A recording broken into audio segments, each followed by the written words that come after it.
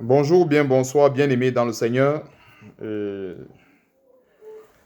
je salue chacun de nous dans le nom puissant de notre Seigneur Jésus-Christ. Donc, je viens aujourd'hui avec un message concernant l'esprit d'Ève, particulièrement.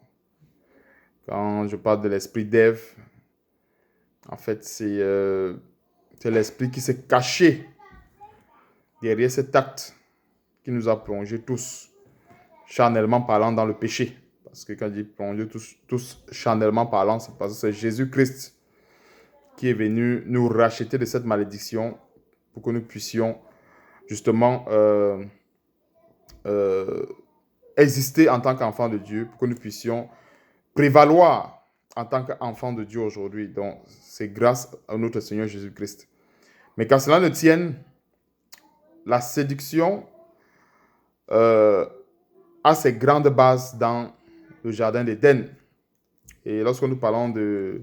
Lorsque je parle de l'esprit d'Ève, en fait, c'est pour mettre un point d'honneur sur la connaissance. Parce que justement, c'est partant de là que le péché est entré dans le cœur d'Ève via Satan. Et puis, par la suite, Adam aussi, ayant consommé de cet arbre, le péché, justement, a été complet, généralisé. Donc, avant de commencer, on va élever un mot de prière, remettre tout enseignement entre les mains du Seigneur, parce que la Bible nous dit, quoi que nous fassions en parole ou en acte, nous devons le faire au nom de notre Seigneur Jésus-Christ, afin que toute chose, bien toute gloire lui revienne. Prions. Éternel Dieu, je te bénis, je te rends grâce encore, Seigneur, pour cette journée, pour ce soir déjà ici, puisque c'est fait il y a tard. Journée pour certaines personnes, certains bien-aimés de par le monde. Donne-nous encore une fois de plus de savourer cet instant avec toi. Seigneur, nous sommes là pour nous édifier.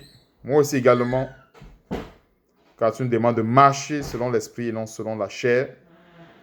Ô Seigneur, donne-nous pleinement, donne à tous ceux qui vont écouter ce message, d'être pleinement édifiés, de ne pas seulement se rebeller à tes instructions, mais de mettre en pratique ta parole afin d'avancer dans l'obéissance.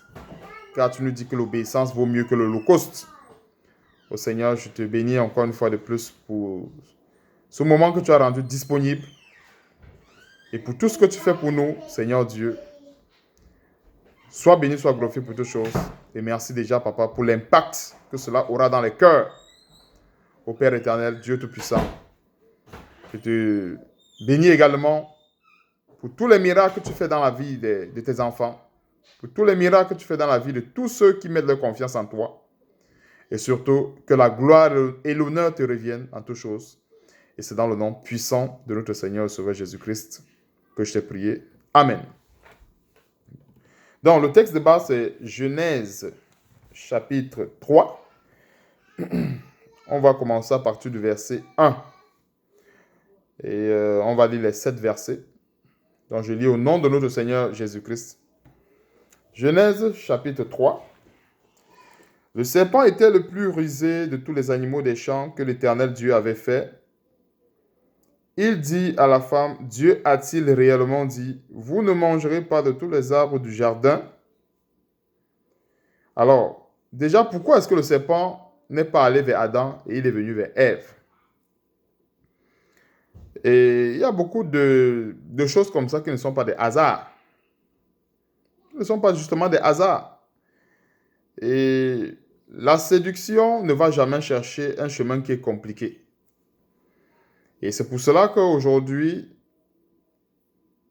Dieu nous a donné beaucoup des instructions, que ce soit à l'homme comme à la femme, pour fermer la porte au diable. Parce que si on ne respecte pas les instructions du Seigneur, les portes vont toujours rester ouvertes et le diable viendra toujours avec la séduction pour nous avoir, ou bien pour avoir des chrétiens qui veulent se rebeller contre la parole de Dieu. Verset 2. Donc, qu'est-ce que le diable a fait? Il est venu avec une sémence La plus grande sémence que le diable aime s'aimer dans les cœurs, c'est le doute, la confusion. Le diable, c'est le père de la confusion. En même temps qu'il est le père du mensonge, il est aussi également le père de la confusion, s'il faut le dire comme ça. Il faut l'étendre un peu. Le père de la confusion, le père du doute. À chaque fois que Dieu nous promet quelque chose dans la Bible, le diable va nous montrer une situation contraire pour nous faire comprendre que c'est Dieu qui est menteur. Et c'est à ce moment-là que si on ne confesse pas que c'est le diable qui est menteur, on va être séduit. On va être séduit et on va accepter le plat qu'il nous donne. Or, normalement, le plat que nous devons accepter ou le repas que nous devons accepter, c'est rien que le repas du Seigneur. Même si ce repas s'accompagne des afflictions, même si ce repas s'accompagne des oppositions, nous l'acceptons tel quel. Donc, c'est une petite parenthèse à ce niveau. Verset 2. La femme répondit au serpent, nous mangeons du fruit des arbres du jardin. Déjà, la femme a parlé du fruit des arbres. Voilà là où la faille commence. Comme je disais tantôt, Dieu a prévu que c'est l'homme qui soit le berger, que c'est l'homme qui ait l'autorité, que c'est l'homme qui soit devant afin de protéger tout l'arrière. Mais pourquoi est-ce que le diable vient voir la femme? C'est justement par ruse. Le diable vient voir la femme quelque part. C'est parce que quelque part, il y a cette faille-là que la femme a selon la chair, bien sûr. Je précise selon la chair parce que une femme qui marche selon l'esprit n'a plus cette faille. Je voulais dire n'a plus. Parce que c'est une faille qui existe dans la chair. Je vais être précis à ce niveau pour que ça ne sème pas la confusion dans l'esprit. Quand nous regardons dans Genèse chapitre 2, au verset 16 à 17, qu'est-ce que la parole de Dieu nous dit? L'Éternel Dieu donna cet ordre à l'homme.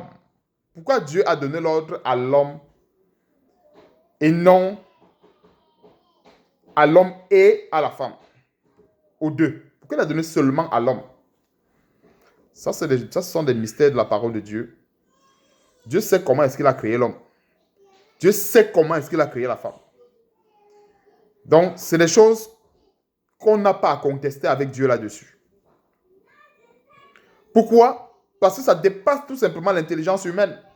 On ne peut pas se mettre à dire, Dieu, pourquoi tu as seulement parlé à l'homme et tu n'as pas parlé à la femme?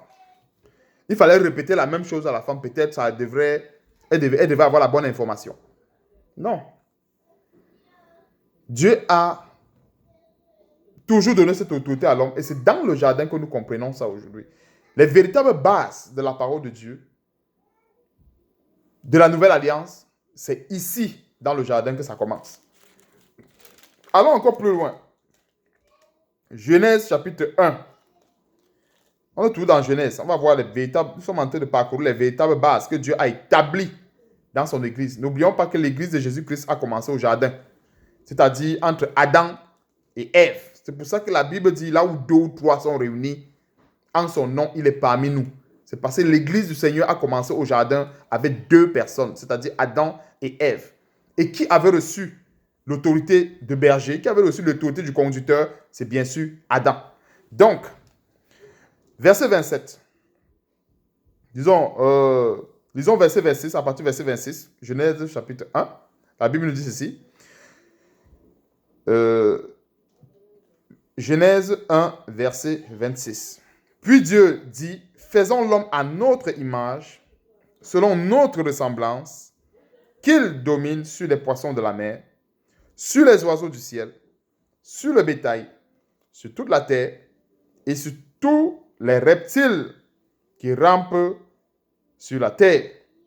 Voilà l'autorité, tout simplement, que Dieu a donnée à l'homme. Verset 26. Et le diable sait que cette autorité a été donnée à l'homme. Maintenant, on continue au verset 27. Dieu créa l'homme à son image. Il le créa à l'image de Dieu. Il créa l'homme et la femme. Verset 28. Dieu les bénit, c'est-à-dire l'homme et la femme.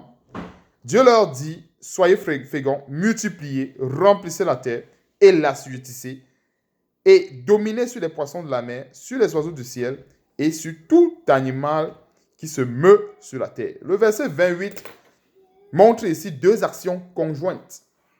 Parce que la Bible dit que du moment où, quand nous voyons plus loin, que l'homme quittera son père et sa mère, s'attachera à sa femme et les deux deviendront une seule chair. Quand nous lisons le verset 28, ça ne veut pas dire qu'en fait, c'est deux autorités séparées. Non. C'est pas parce que le verset 28 a dit « Soyez féconds, assujettissez la terre » que c'est un désordre. Non. L'homme avait reçu cette autorité de berger, cette autorité de conducteur, dont l'homme avait été choisi, bien élu pour jouer cette fonction-là.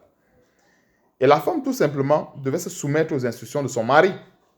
Maintenant, qu'est-ce que le diable fait? Il est venu avec la confusion, tout simplement, pour s'aimer le germe de ce que je disais tantôt, la connaissance. Il est venu ici avec des mystères. Parce que quand on va voir la suite, on va voir l'origine des mystères. Et on va faire aussi un tour dans le Nouveau Testament pour mieux comprendre certains détails aussi en ce qui concerne la connaissance. Donc, verset 3. Mais quant au fruit de l'arbre, maintenant quand nous revenons à Genèse chapitre 2, au verset 16, le Seigneur a dit ceci, l'Éternel Dieu donna cet ordre. Déjà, l'ordre avait été donné à l'homme et non à la femme. Tu pourras manger de tous les arbres. Donc, je veux souligner, arbre du jardin. Mais quand nous venons au verset 2 ici, on parle du fruit des arbres. Ce n'est plus la même chose. Et c'est normal. Ça, c'est la conséquence du fait qu'on n'est pas à sa place. Lorsqu'on n'est pas à sa place, on ne peut pas faire les choses correctement. C'est automatique. Ce n'est pas une question d'intelligence. Ce n'est pas une question de connaissance. C'est une question d'être à sa place. La femme ici ne s'est pas mise, Ève ici ne s'est pas mise à sa place. Elle aurait dû dire au serpent, vraiment, va voir mon mari, va te dire, parce que c'est Dieu qui lui a parlé. Toi, va gérer ça avec lui. Le diable peut-être peut-être il devait s'en aller, parce qu'elle pouvait me chasser l'ennemi comme ça. Que bon, va voir Adam. Moi, je ne connais rien de cette affaire. Tu me dis ceci, tu me dis cela. Va le voir. Moi, je n'ai rien. Moi, Dieu ne m'a pas parlé de ça. Dieu a parlé à mon mari. Va voir mon mari, tu lui demandes ça. Mais nous voyons ici qu'elle a pris une place qui n'était pas la sienne. Et quelque part, elle a dit, qu'est-ce que la femme a répondu? Nous mangeons du fruit des arbres, ce qui n'était pas ça. Or, Dieu avait parlé de l'arbre, au verset 16, de tous les arbres. Maintenant, au verset 3, mais quant au fruit de l'arbre qui est au milieu du jardin, Dieu a dit. Et quand il dit Dieu a dit, Dieu c'est qui? C'est la parole de Dieu. Donc, c'est à ce niveau que ça s'éclaircit, que ça montre clairement qu'elle a enseigné. Ça montre clairement parce qu'elle a dit Dieu a dit. Parce que quand nous prenons la Bible, qu'est-ce que nous disons? Soit, voici ce que Dieu dit dans sa parole. Voici ce que Dieu nous enseigne dans sa parole. C'est la même chose. Elle a dit, Dieu a dit. En fait, c'est comme aujourd'hui, nous citons un verset biblique pour confronter l'ennemi. Donc, elle a dit, Dieu a dit. C'est-à-dire enseigner, c'est-à-dire elle s'est mise à la place concrètement de son mari. Une place normalement qui était uniquement pour son mari. Parce que le Dieu avait donné uniquement l'instruction à l'homme. Vous n'en mangerez point et vous n'y toucherez point, de peur que vous ne mouriez. Et la réponse qu'elle a donnée semblait être juste, mais nous voyons un peu le petit grain de sable qui est entré, qui a mêlé tout l'engrenage. En fait, c'est ça qu'on n'est pas à sa place. On va peut-être dire des choses vraies, peut-être à 99%, mais le 1% là, qui n'est pas correct, vient gâter tout le reste. En fait, c'est ce que nous sommes en train de voir ici. Au verset 4, alors le serpent dit à la femme, vous ne mourrez point. C'est normal que le serpent poursuive. Parce que regardons avec Jésus-Christ dans Luc chapitre 4. Le Seigneur Jésus-Christ a confronté le diable. Le diable est allé point par point. Il a d'abord dit, transforme les pieds en pain. Notre Seigneur Jésus-Christ n'a pas baissé les bras. Si tu es fils de Dieu, jette-toi du haut de la montagne. Il n'a pas baissé les bras. Le Seigneur, le diable a dit, prosterne-toi et adore-moi. Il n'a pas baissé les bras. Et finalement, il est parti. Maintenant, on va voir que le diable, il ne va pas se fatiguer. Il va encore monter encore d'un cran. Puis c'est normal, quand quelqu'un n'est pas à sa place, il ne peut pas avoir cette autorité-là qu'il faut pour chasser le diable. Il ne peut pas. Parce qu'il n'est pas à sa place. Et Ève ici n'était pas à sa place. Donc, alors le serpent dit à la femme, vous ne mourrez point, mais Dieu sait que le jour où, voilà là où je voulais en venir, verset 5, où vous en mangerez, vos yeux s'ouvriront et que vous serez comme des dieux. Et quand on parle des dieux ici, ça fait toujours référence au mystère. Parce que des dieux ici, quand on dit même dans le monde que quelqu'un est un dieu, ça veut dire qu'il connaît des choses très souvent que les autres n'arrivent pas à connaître. C'est-à-dire qu'il a certaines connaissances, on va dire, supernaturelles. Et c'est justement là où il y a le piège. La connaissance. Vous serez comme des dieux, connaissant le bien et le mal. Et nous voyons que dans l'arbre de la connaissance du bien et du mal, il y a le bien et puis le mal. Quand Dieu a interdit formellement à l'homme de ne pas consommer de cet arbre, c'est pourquoi? C'est parce que cet arbre a le mal. La Bible dit, tel Dieu est, tel nous sommes. En Dieu, il n'y a point de mal.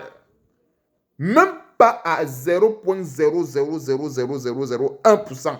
Il n'y a pas de mal en Dieu. Et Dieu ne peut pas demander à ses enfants de consommer un arbre qui a du mal. Non. Et quand nous voyons l'arbre de la connaissance du bien et du mal, ça se refait à quoi?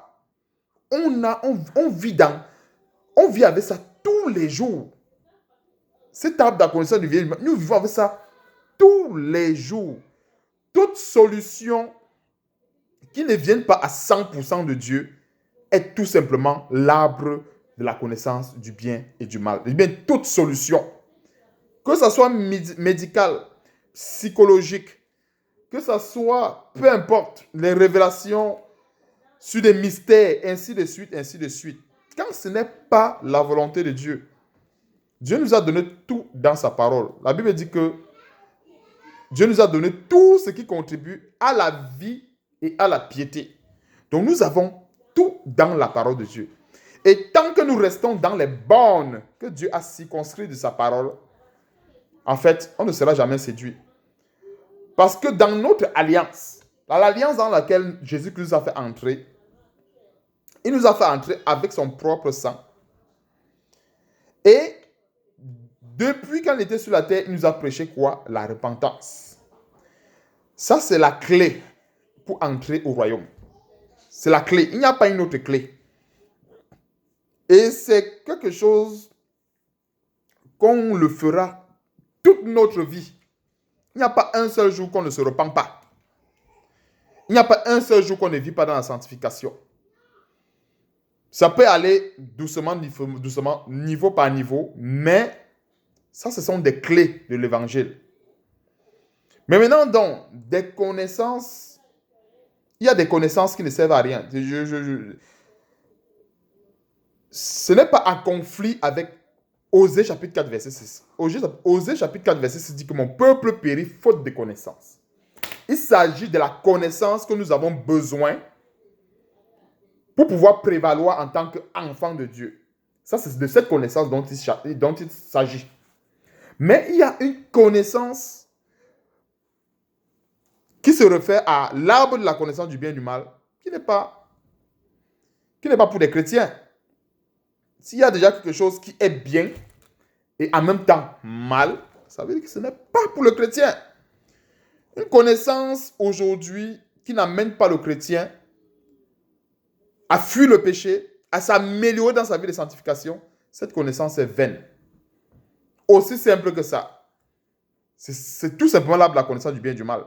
Or, si Dieu nous amène à connaître des choses, ou à comprendre des choses, il nous donne des révélations qui nous amènent à s'approcher de lui par le brisement, par la repentance, alors ça c'est la connaissance de Osée chapitre 4 verset 6. Ce n'est pas un conflit.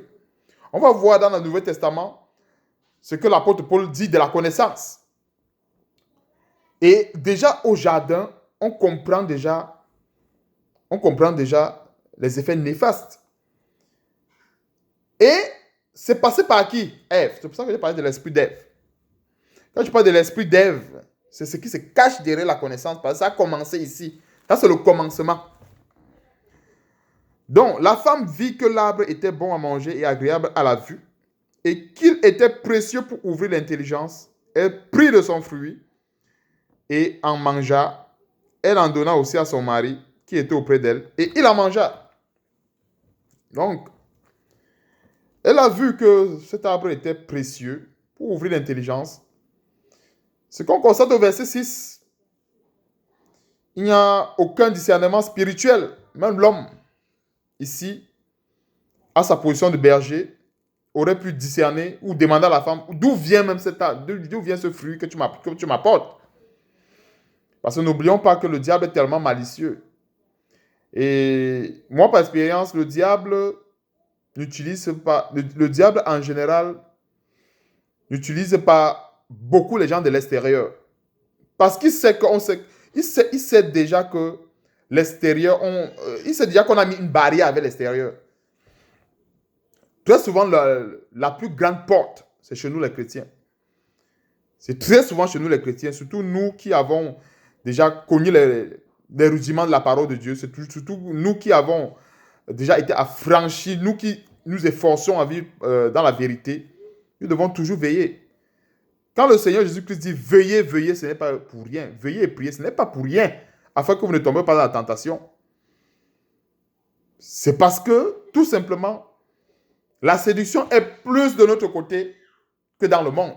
Le monde est déjà séduit. Donc, il n'y a aucune séduction qui va encore venir du côté du monde. Un monde qui est séduit, le diable n'a rien à faire dans le monde.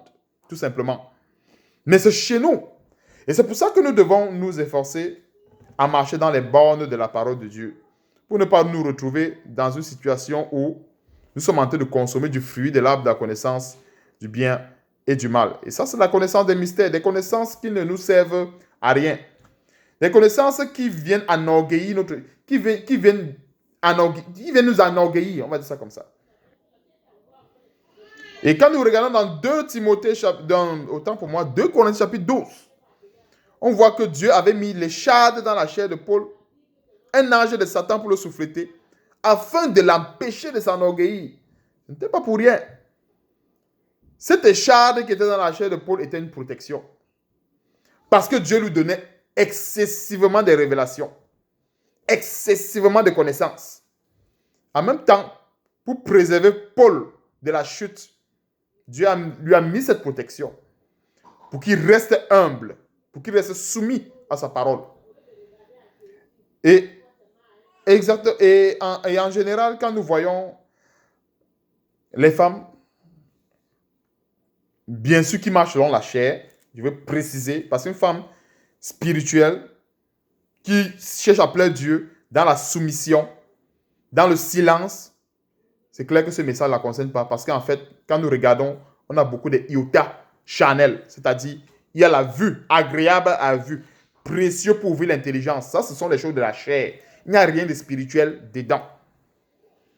Il n'y a rien de spirituel. Parce que quand nous méditons dans ce verset 6, les éléments qui ont poussé Ève à aller consommer de cet arbre, c'est quoi? C'est le physique, c'est la chair. Il n'y a rien de spirituel. Et c'est pareil pour beaucoup de femmes, beaucoup de sœurs aujourd'hui. Et ça, c'est un message d'alerte pour ne pas être séduit parce que les yeux voient. Pour ne pas être séduit. La Bible dit qu'il y aura des miracles mensongers aujourd'hui.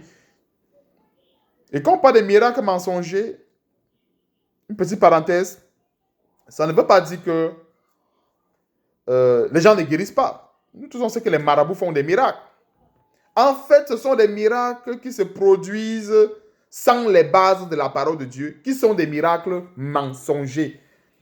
Un miracle qui se produit sur la base du mensonge est un miracle mensonger. Tout simplement. Même si on a vu quelqu'un qui est ressuscité des morts, même si on a vu quelqu'un qui a marché, si la base de ce miracle, c'est le mensonge, c'est la fraude, c'est l'ivrognerie, c'est la fornication, c'est l'adultère, alors ce miracle est mensonger. Tout simplement. Et c'est tout cela qui fait l'ossature de l'arbre de la connaissance du bien et du mal.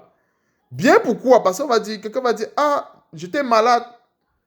Très souvent suivi beaucoup de certaines femmes qui ont tellement été envoûtées par leur pasteur et tout le reste. Quand les gouvernements veulent fermer les églises, ce sont les fidèles qui se rebellent. Et très souvent des femmes, beaucoup plus même les femmes. Même pas les hommes, je parle comme ça, c'est beaucoup plus des femmes. En général, ça leur fait mal. Non, non, non, non. Hein, j'avais des problèmes de règles, je n'arrivais pas à saigner et tout ça. Le pasteur a prié pour moi, j'ai commencé à saigner. J'avais des problèmes de ceci. Le pasteur a prié, mon mariage est revenu. Pourquoi est-ce qu'on veut fermer l'église? Mais la femme regarde seulement à ce bien-là. Elle avait des problèmes de règles, oui, il a prié, c'est parti. Mais est-ce qu'à ce moment, la sœur ou la femme a regardé, par exemple, à cette vie de débauche que ce pasteur mène, dans les hôtels, dans les circuits, ainsi de suite? Est-ce qu'elle a regardé à ça? C'est ça l'arbre de la connaissance du bien et du mal. En même temps qu'il va dans les circuits, en même temps qu'il va dans les hôtels, il s'efforce à faire des miracles mensongers pour aveugler. Hein? Le miracle encore aujourd'hui est possible. Et je suis témoin de ce que je parle. Ce que je parle, c'est ce que Dieu, en fait, me fait grâce de vivre.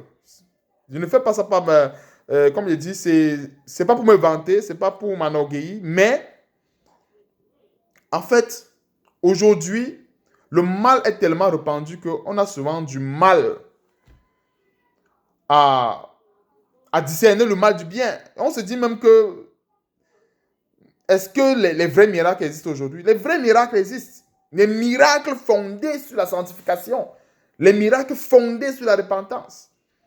Et quand ces miracles se produisent, en fait, elles continuent davantage à produire la repentance chez ceux qui écoutent, ou bien chez ceux qui témoignent de ce genre de miracles. Donc, voici ce qui concerne dans Genèse, l'arbre de la connaissance du bien et du mal.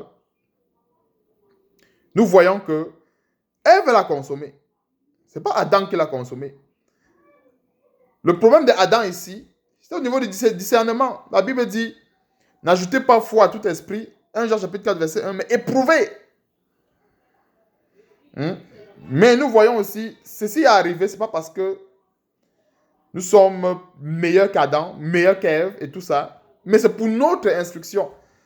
Ce message aujourd'hui, c'est pour que nous puissions, c'est-à-dire en général les femmes, beaucoup de femmes, parce que ça c'est un message qui concerne beaucoup les femmes, qu'elles puissent tirer une grande instruction de ce message.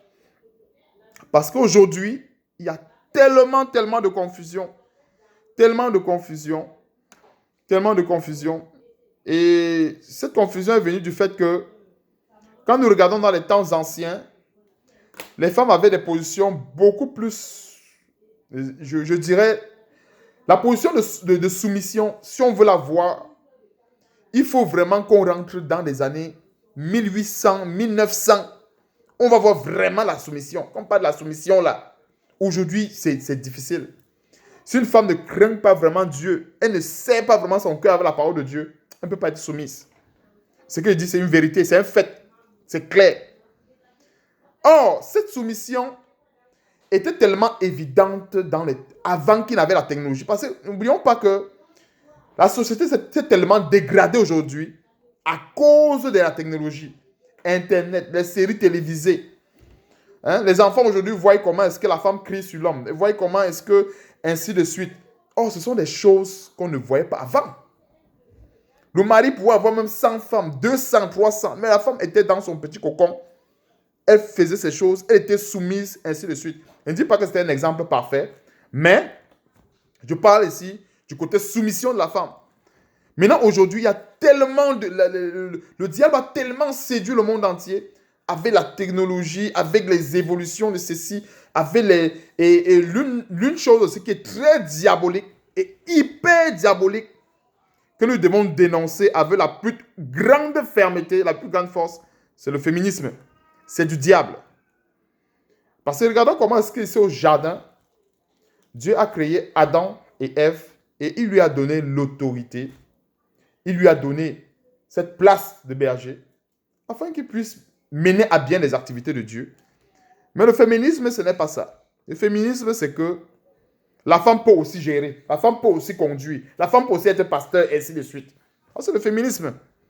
Il y en a aujourd'hui sur le plan physique, il y en a aujourd'hui sur le plan spirituel. Mais nous qui sommes spirituels, nous combattons plus ce qui est spirituel parce que sur le plan physique, nous avons les autorités qui sont très souvent en train de...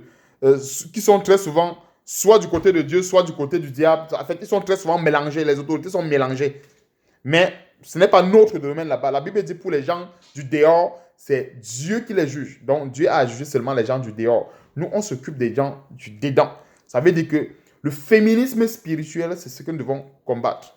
Et c'est pour ça que pour combattre le féminisme spirituel, nous avons besoin de rentrer dans les bases de la parole de Dieu.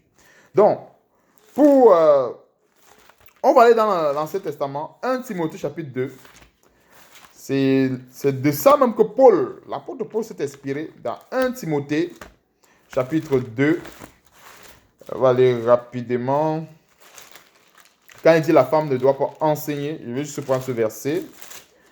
Parce que la vidéo est déjà pas mal. 1 Timothée chapitre 2. À partir du verset 12. Je ne permets pas à la femme d'enseigner ni de prendre l'autorité sur l'homme, mais elle doit demeurer dans le silence. Beaucoup se rebellent contre ce verset, disant que c'est pour diminuer la femme. La femme est diminuée. Mais non. Le verset est mieux expliqué. En bas, on voit comment est-ce qu'il y a l'explication. Et l'explication, justement, c'est ce que nous avons vu là, dans le jardin, avec l'arbre de la connaissance du bien et du mal.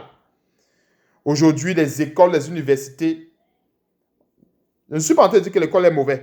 Je ne suis pas en train de dire que les universités sont mauvaises. Mais nous savons tous que si on veut évoluer dans la foi, si on veut être humble avec Dieu, il y a des filières qui endurcissent la philosophie, qu'on t'apprend comment à raisonner. On t'apprend, on te malaxe la tête de gauche à droite. Une science ni tête ni queue. Bon, restons dans le verset 12. Je ne permets pas à la femme d'enseigner, ni de prendre l'autorité sur l'homme, mais elle doit demeurer dans le silence, car Adam a été formé le premier,